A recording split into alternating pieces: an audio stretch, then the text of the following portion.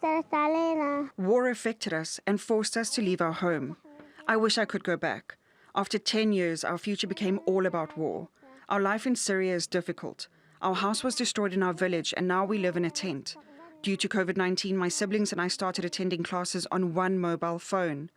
I wish to live in any country other than Syria, where it is safe and there are schools and toys. It's dangerous here. The sound of dogs scare me and the tent is not safe. Sonia Khush is the director of Save the Children's Syria response, and she's joining us from Amman. Sonia Khush, good to have you with us, and thanks for being on the News Hour. Now, what efforts are being made to try and ameliorate the worst effects of war on this generation of children?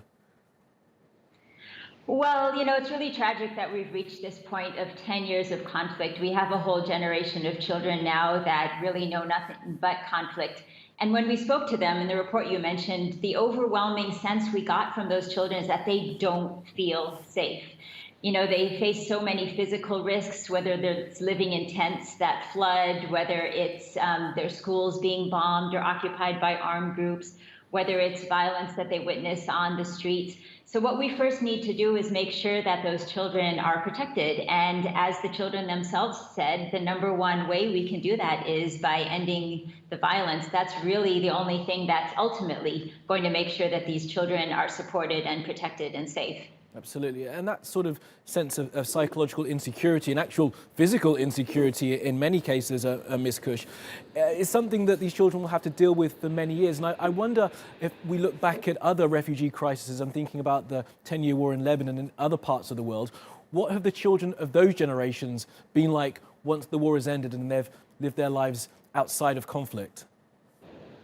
Well, again, what was striking about this report was that how much the conflict has affected them psychologically. So that sense of not having a sense of their future, what does the future hold for them? Am I ever going to have a proper education or a job? It really weighs on these children. But what we've seen from other conflicts as well is that children are actually very resilient.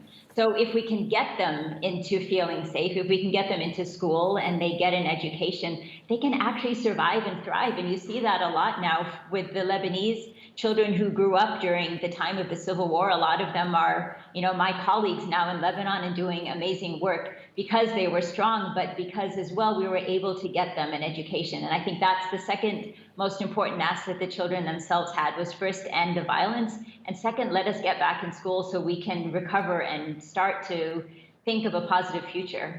And I wonder if you have been able to sort of judge just how many children have been affected by this. As I mentioned in the beginning, there's a sort of a second generational issue that's happening here with children that are born into this war. So how many kids have actually been affected by all of this, do you think? Millions. I mean, we have 13 million Syrians that have either been displaced out of the country or within Syria, and we know a vast majority of those are actually children.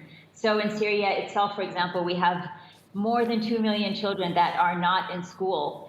In neighboring countries as well that have been so generous in taking in Syrian refugees, there are still challenges with getting Syrian children into school in those countries because of many reasons, including language being, a major challenge for them. So we're talking about millions of children that have been affected and need support. Absolutely. Okay, Sonia Khush from Save the Children's Syria response, thank you for your time and I wish you all the best in all of your work.